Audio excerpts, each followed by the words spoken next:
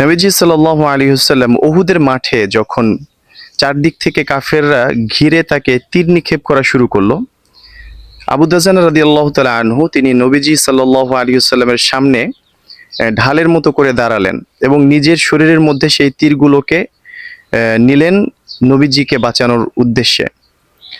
তো তখন একটা বিষয় খুব পরিলক্ষিত ছিল, আবু দাজানা রাদিয়াল্লাহু তাআলা আনহু নবীজি সাল্লাল্লাহু আলাইহি ওয়াসাল্লামের দিকে পিঠ করে দাঁড়ান নাই, নবীজির দিকে পিঠ না দিয়ে তার দিকে ঘুরে দাঁড়িয়েছিলেন। এর কারণ হিসেবে তিনি বলেছিলেন যে রাসূলুল্লাহ সাল্লাল্লাহু আলাইহি সাল্লামকে এত ভালোবাসি, সেই নবীকে কিভাবে তার দিকে পিঠ করে দাঁড়াতে পারি, তার সাথে বেয়াদবি করা, এটা তো কল্পনা করা যায় না।